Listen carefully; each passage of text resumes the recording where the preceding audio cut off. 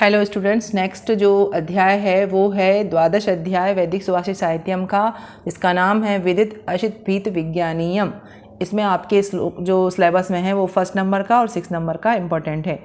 तो सबसे पहले सुनेंगे 1 नंबर का श्लोक। को ही तुलम अधिरोहति शुचिना सहज मधुरणे तप्तम विकृतम मथितम तथापि यत स्नेहम उद्गिरति। इंट्रोडक्शन क्या बताया है? यह श्लोक वैदिकी सुभाषित अध्याय के 12 से लिया गया है। इसमें गौदुग्ध के बारे में बताया है।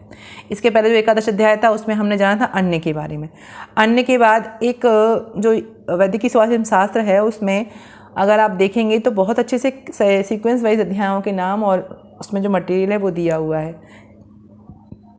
यहाँ पर हमने पहले अन्न को पढ़ा, अब अन्न के बाद जो दुग्ध है उसका महत्व जानेंगे कि दुग्ध क्या है, क्योंकि जो दूध है वो हमारे दैनिक आहार का एक बहुत इंपॉर्टेंट पार्ट है, तो उसके बारे में भी हमें जानना बहुत ज़रूरी है। और आयुर्वेद में तो चिकित्सा में उसका बहुत उपयोग होता है। तो पद विभाग क्या है? कहा ही तुलम अधिरोहति शुचिना सहज मधुरणे तप्तम विकृतम मथितम तथा अपि यत स्नेहम उद्गरति। अन्वय में क्या बताएंगे? तो अन्वय किस चीज़ का है? अन्वय इस श्लोक के कैसे बनेगा कि इसमें किसके बारे में बताया है? सहज मधुरण। सहज मधुरण किस मतलब होता है? दूध जो सहज रूप से ही मधुर है, जिसमें बिना चीनी मिलाए ही, बिना किसी मधुर द्रव्य को मिलाए ही उसमें सहजता से ही मधुरता होती है।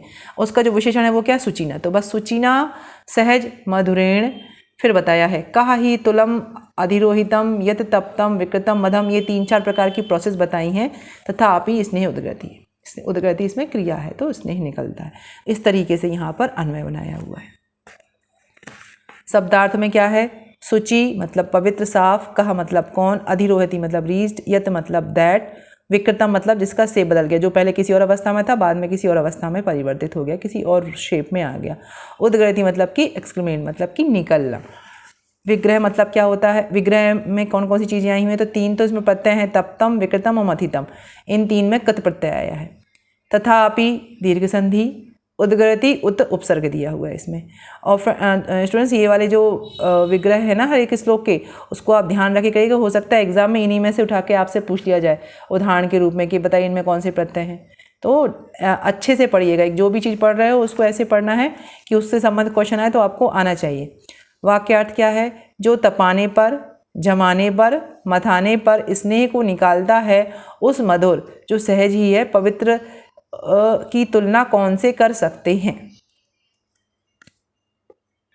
इसका जो शास्त्रार्थ है वो है दूध के बारे में यहाँ पे बताया जा रहा है। तो दूध के लिए 2 विशेषण यूज हुए हैं, शुचि और सहज मधुर। सहज मधुर होता है बिना उसमें किसी स्वीटनर को ऐड किए हुए, उसमें सहजता से मधुरता होना। और क्लीन मतलब कि शुचि वो अपने आप में भी वाइट है, उसमें किसी और क्लीननेस की या किसी चीज़ की जरूरत ही नहीं। हम कंपैरिजन करने के लिए ही इसका यूज़ करते, कैसा सफ़ेद? दूध के जैसा सफ़ेद, तो शुचि। अब इसमें बताया है मिल्क प्रोडक्ट के बारे में, डेयरी प्रोडक्ट के बारे में कि डेयरी प्रोडक्ट हम एक दूध से जो हमें गाय भैंस से प्राप्त हुआ, वैसे तो यहाँ पर गोदूध के बारे में बताया है। तो दूध जो है वो आपको प्राप्त हुआ, उसको आप किस किस विधि से कौन कौन से रूप में विकृत कर रहे हैं, विकृत दिया है ना श्लोक में। तो रूप बदल, जैसे पहले दूध था लिक्विड फॉर्म था, उसको सीधा निकालने का सबसे पहली प्रक्रिया क्या होगी? दही जमाना। तो उसका विकृतीकरण हो गया, दूध से दही सॉलिड फॉर्म में आ गया। तो उसको कैसे किया? हमने जमा के किया। उसके बाद उसको क्या किया? हमने मथा। मथने से क्या हुआ? उसमें से तक्र निकला और मक्खन निकला। मक्खन क्या है? स्नेह पार्ट हो गया उसका। और मक्खन को तपाएंगे तो क्या बन गया? घी बन गया। तो कितनी चीज़ें बताई इसमें? गर्म करना बताया, जमाना बताया और मथना बताया। उससे हमें प्राप्त हुई 4 चीज़ें। इन चारों का प्रयोग चिकित्सा में, दैनिक जीवन में, पोषण में बहुत है। अभी जैसे जैसे और चीज़ें आएंगी हम आपको बताते जाएंगे कैसे कैसे क्या है, लेकिन अभी इस श्लोक में सिर्फ यही बताया है कि दूध से इतनी प्रकार की चीज़ें प्राप्त होती हैं। किस प्रोसेस के माध्यम से? गर्म करने से, जमाने से और मथने से। ठीक है, तो एक ही दूध जो लिक्विड पानी जैसा दिखता है हमें सफ़ेद, उसके अंदर कितने सारे गुण हैं जो अलग अलग प्रोसेस करने से प्रकट हो जाते हैं।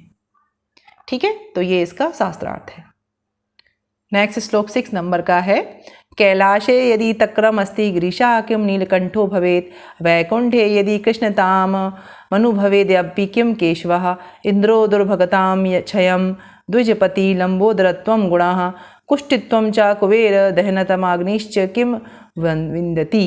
इंट्रोडक्शन क्या है? श्लोक वैदिकी स्वतंत्र के अध्याय 12 से लिया गया। इसमें तक्र का महत्व बताया गया है। पद विभाग में क्या है? कैलाशे यदि तक्रम अस्ति गिरिशः किं नीलकंठा भवेत् वैकुंठे यदि कृष्णताम अनुभवेत् आद्या अपि किं केशवः इंद्रः दुर्भगतां क्षयं द्विजपतिः लंबोदरत्वं गुणः कुष्ठित्वं च कुबेरकः दहनताप अग्निनः च किं विदन्ति। तो ये पद विभाग हो गया। अब इसमें जो बताया जा रहा है वो तक्र के बारे में बताया जा रहा है। तो सबसे पहले अन्वय जब करेंगे तो तक्र लिखेंगे सबसे पहले। तो यदि तक्रम, फिर किस किस की चीज़ों के उदाहरण दिए हैं इसको बताने के लिए, तो वो फिर उदाहरण लिखेंगे। अस्ति कैलासे गिरिशा नीलकंठा भवेत् किम, यदि वैकुंठे केशवा अद्यापि कृष्णताम अनुभवेत् किम, किम मतलब क्यों, दुर्भगताम इंद्रः क्षयं द्विजपति लंबोदरम गणनः च कुष्ठित्वं कुबेरका च धनताम अग्नि विन्दतिम किम। मतलब पहले तक्र, फिर वो तक्र यदि नहीं है तो उससे क्या क्या हो रहा है वो सब यहाँ पे बताया है। तो इस तरीके से अन्वय किया है। पहले जो अन्वय, पहला जो श्लोक है उसमें इस तरीके से था कि हर एक के बीच में तक्र का वर्णन हो रहा था और पीछे किम और आगे उस स्थान का नाम हो रहा था। जब हमने अन्वय किया तो उसमें तक्र को, जो इसका मेन सब्जेक्ट था, उसको पहले लिखा, उसके बाद उसको जो समझाने के लिए, उसके महत्व को समझाने के लिए जो उदाहरण दिए हैं वो लिखे क्रमशः एक एक एक करके। तो इस तरीके से अन्वय हो गया। शब्दार्थ क्या है, भवेत मतलब विल बी, किम मतलब वाई, यदि मतलब इफ, अद्य मतलब टिल टुडे, अनुभवेत एक्सपीरियंस, दुर्भगताम लॉस ऑफ ग्लोरी, द्विज पति चंद्रमा, विदंती विल कंटेन, और दहनता मतलब वर्ण। विग्रह है अनुभवेत अद्यपि जसस् संधि का उदाहरण है, अद्या अपि स्वर्ण दीर्घ संधि का, द्विजानाम पति द्विजपति षष्ठी तत्पुरुष, लंबोदरम गुण संधि और अग्निचा विसर्ग संधि। काफ़ी बड़ा श्लोक है, इसमें सभी संधियों के उदाहरण आ गए, एक समास भी आ गया है। 4 लाइन का श्लोक है एक साथ ही आप लोगों के लिए। अभी वाक्यार्थ में क्या है, यदि तक्र कैलाश में होता तो शिवजी का नीलकंठ क्यों होता, वैकुंठ में तक्र होता तो कृष्ण काले क्यों होते, इंद्र अपने रूप को क्यों नष्ट करते, चंद्रमा को क्षय रोग नहीं होता, गणेश जी लंबोदर नहीं होते, कुबेर को कुष्ठ नहीं होता और अग्नि दाहयुक्त नहीं होती। अर्थात तक्र के द्वारा ये सभी स्थितियों को दूर किया जा सकता है। इस अध्याय में सबसे पहला जो श्लोक हमने पढ़ा उसमें क्या, दूध के बारे में बता रहे थे और फिर उसके डेयरी प्रोडक्ट बताए थे कि इससे हमें ये विधि करने से ये प्राप्त होगा। तो आगे के सभी पूरे चैप्टर में इसमें अलग अलग उसके महत्व को बताया हुआ है, लेकिन वो सब तो हमारे सिलेबस में नहीं। हमारे सिलेबस में ये वाला श्लोक है 6 नंबर का, जिसमें तक्र का महत्व बताया है कि जो तक्र है वो कितना महत्व का है, और उस महत्व को समझाने के लिए हमें उदाहरण किसके दिए हुए हैं, ईश्वर भगवान के उदाहरण दिए गए हैं। और उनको जो रोग हुए हैं, रोग या उनके जो रूप में जो एक अलग चीज़ है उसको बताने के लिए, हम वो समझाने के लिए हमें तक्र का बताया। मतलब आप समझिए कि वो तक्र को समझाने के लिए उदाहरण की जो पराकाष्ठा है वो क्या लिया है। इसका मतलब यही है कि जो तक्र है उसके जो गुण हैं वो अद्भुत हैं। अगर हम उसका सही तरीके से प्रयोग करें तो हम बहुत सारे बेनिफिट्स ले सकते हैं। सबसे पहले तो तक्र बनता कैसे है, तो तक्र बनता है दही से मथने पर मक्खन निकलता है, उससे तक्र बनता है। दही से तक्र बनाने के लिए क्या करना चाहिए, तो दही में उसमें 4 गुना 8 गुना पानी मिलाते हैं, उसके बाद उसमें मथते हैं। फिर 2 तरीके का तक्र होता है, एक स्नेहयुक्त और एक स्नेह रहित। स्नेहयुक्त में मक्खन नहीं निकालते, स्नेह रहित में मक्खन को निकाल लेते। दोनों को यूज़ करने की अलग अलग कंडीशन है। यदि वात प्रकृति का व्यक्ति है, बहुत क्रश हो गया है, रुक्षता है, तो स्नेह सहित वाला यूज़ करते हैं। यदि फैटी व्यक्ति है तो उसने रहित यूज करते हैं। तो ये देखिए तक्र का प्रयोग क्रश और स्थूल दोनों अवस्थाओं में किया जा सकता है। कितनी अच्छी बात है ये। सभी औषधियाँ नहीं होती हैं, सभी ऐसे आहार द्रव्य नहीं होते जो दोनों लोग यूज कर सकें, पर तक्र एक ऐसा है कि आप उसको दोनों स्थिति में यूज कर सकते हैं। बस इस मक्खन निकालना है कि नहीं निकालना ये डिसाइड करना है। तक्र के गुण क्या होते हैं, कषाय मधुर होता है, किंचित उष्ण और अनुष्ण टाइप का उसका स्वभाव होता है।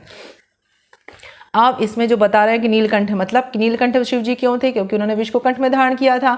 तो यदि तक्र होता तो वो विष के कारण जो उनका नीलकंठ हो गया था वो नहीं होता, क्योंकि तक्र विषहर है, वो विष को खत्म कर देता। कृष्णत्व, कृष्ण जी का जो कृष्णत्व है, काला रंग है, वो भी नहीं होता। अगर तक्र पीते तो रूप वर्ण होता। क्षय, चंद्रमा को जो क्षय रोग हो गया था वो भी तक्र को पीने से नहीं होता। लंबोदर मतलब मेद क्षय, क्षय मतलब जिसमें व्यक्ति क्रश हो गया, लंबोदर मतलब कि जिसमें मोटा हो गया। तो देखिए दोनों स्थिति में बताया, यहाँ पर क्षय में भी इसका यूज बताया, मेद क्षय में भी बताया। कुष्ठ, स्किन डिजीज को बताया है कि स्किन डिजीज कैसे दूर हो सकती हैं इसको यूज़ करने से।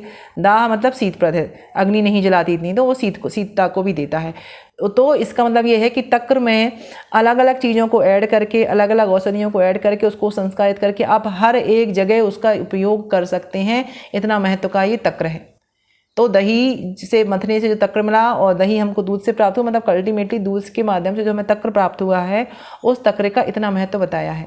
तो यहाँ पर जो अलग अलग उदाहरण दिए हैं रोगों के माध्यम से जो हमें समझाया है वो इसीलिए ही समझाया है कि आप तक्र का महत्व समझें और तक्र को इस्तेमाल करना सीखें, आहार के रूप में उसको लेना स्टार्ट करें, तब जाके उसको फ़ायदे आपको मिलेंगे। तो इस तरीके से ये हमने अध्याय जो 12 था उसके दोनों श्लोक को कंप्लीट कर लिया है।